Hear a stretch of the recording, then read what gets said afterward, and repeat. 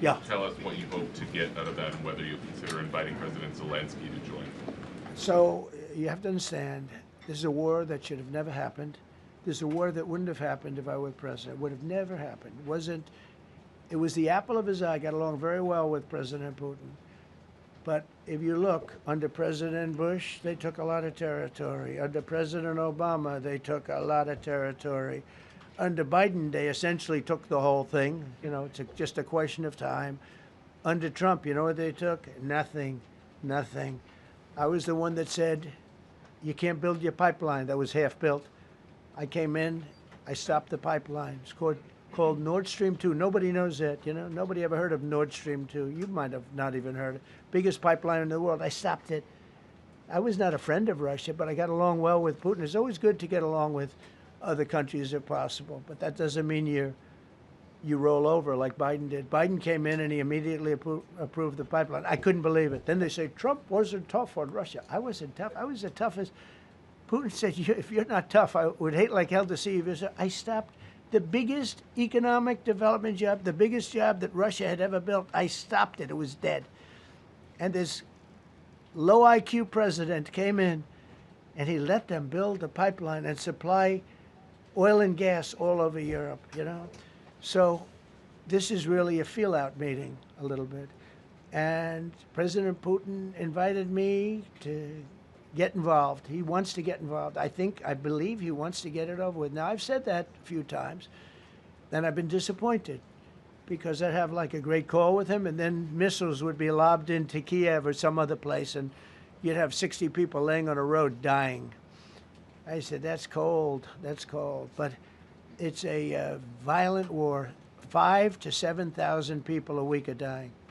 And you know, there's nobody from here. They're all Russian and Ukrainian people, and some people from the cities, much smaller number, but still, those missiles do damage and they kill a lot of people, but mostly soldiers.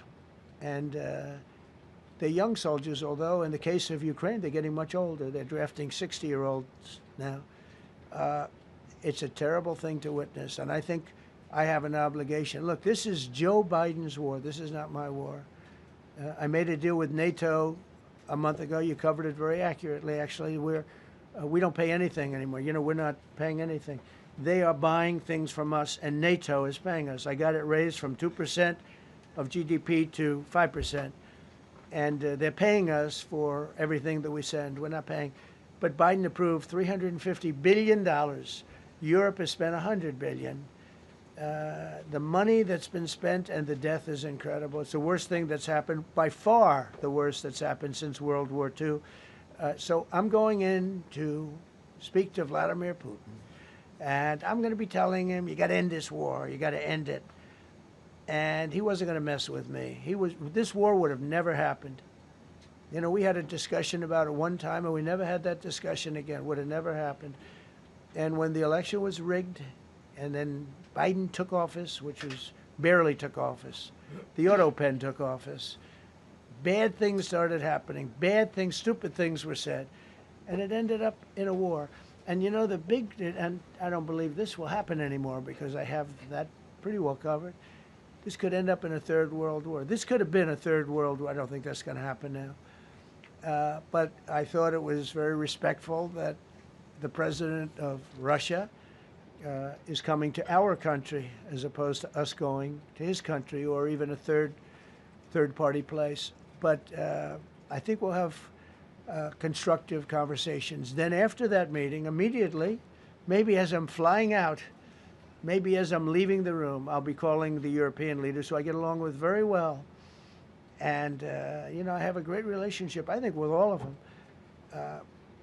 And I get along with Zelensky, but, you know, I disagree with what he's done. Very, very severely disagree. This is a war that should have never happened, wouldn't have happened. But I'll be speaking to Zelensky. The next meeting will be with Zelensky and Putin, or Zelensky and Putin and me. I'll be there if they need. But I want to have a meeting set up between the two leaders. I was a little bothered by the fact that Zelensky was saying, well, I have to get constitutional approval. I mean, he's got approval to go into war and kill everybody, but he needs approval to do a land swap because there'll be some land swapping going on. I know that through Russia and through conversations with everybody to the good, for the good of Ukraine. Good stuff, not bad stuff. Also, some bad stuff for both. So there's good and there's bad. But it's very complex because you have lines that are very uneven. And there'll be some swapping. There'll be some changes in land. And the word that they will use is, they make changes. We're going to change the lines, the battle lines. Russia's occupied a big portion of Ukraine. They've occupied some very prime territory. We're going to try and get some of that territory back for Ukraine. But they've taken some very prime territory. They've taken largely ocean, in real estate we call it oceanfront property. That's always the most valuable property. If you're in a lake, a river, or an ocean, it's always the best property. Well, Ukraine, a lot of people don't know that Ukraine was largely 1,000 miles of ocean. That's gone. Other than one small area, Odessa, it's a small area. There's just a little bit of water left.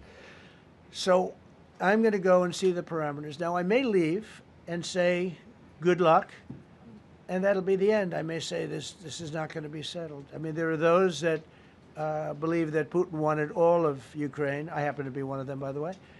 I think if it weren't for me, he would not be even talking to anybody else right now.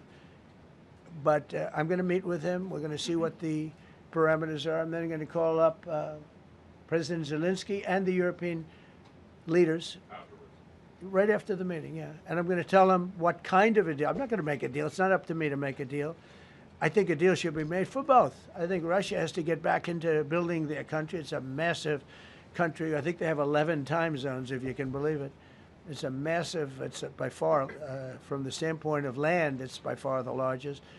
They have tremendous potential in Russia to do well. They're not doing well. Their economy is not doing well right now because it's been very well disturbed by this. It doesn't help when the President of the United States tells their largest or second largest oil buyer that we're putting a 50% tariff on you if you buy oil from Russia. That was a big blow. And then they say, gee, he wasn't so tough. Nobody else would have done that. And I haven't stopped there. I mean, look, I was all set to do things far bigger than that, but I got a call that they'd like to meet, and I'm going to see what they want to meet about. I'd like to see a ceasefire.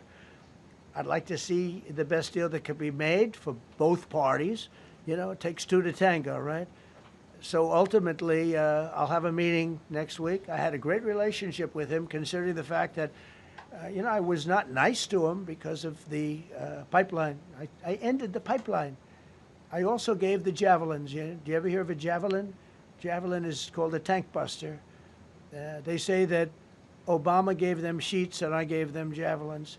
If it weren't for me, all those tanks that were destroyed at the first days of the war because the tanks got stuck in the mud, some commander made a better. They would have been in Kiev in 4 hours going down the highway. But a Russian general made a brilliant decision to go through the farmland instead. And they just had torrential rains, and the rains were so bad, and it was mud, and those tanks got stuck in the mud. I don't know who that general is, but knowing Vladimir, he's probably not around any longer because all those tanks were stuck in the mud, and they went along with the javelins. I gave them the javelins. You know that, right? I gave them javelins. They gave them sheets. But I'm going to meet with President Putin, and we're going to see what he has in mind. And if it's a fair deal, I'll reveal it to the European Union leaders and to the NATO leaders and also to President Zelensky. I think out of respect, I'll call him first. And then I'll call them after. And I may say, lots of luck, keep fighting. Or I may say, we can make a deal. If not, I will tell you this. I've seen a poll coming out of Ukraine. 88% of the people would like to see a deal made. And if you go back 3 years, everybody was gung-ho for war. Everybody's gung-ho for war until you have it. It's an amazing thing. I had it with a couple of countries where I couldn't get a deal done with one particular country. And I just couldn't. The guy's great. He's a friend of mine. Great. Good leader. Tough as hell. I couldn't get the deal done. And then he went into war for a short period of time. You know where I'm talking about. First term. And it was nasty. Guys being killed all over the place. And he went through 1 week of war, and I was able to get the deal done. He said, This is nasty. Yes, please. Yeah, just President, to follow up on what you were saying there. First of all, Volodymyr Zelensky is not invited on Friday? He wasn't a part of it. I would say he could go, but he's gone to a lot of meetings. You know, he's been there for 3.5 years, nothing happened. And at the end of that meeting, probably in the first 2 minutes, I'll know exactly whether or not a deal can be How will made. you know that? I expect to have a meeting with Putin that I think it'll be good, but it might be bad. And I'm here for one reason, to get rid of a war that somebody else started. Should have never happened. And if I could end it, great. Complex war, a lot of bad blood, But Zelensky's been there for 3.5 years, so if you put him in a room, now I will say this, ultimately I'm going to put the two of them in a room. I'll be there or I won't be there, and I think it'll get solved.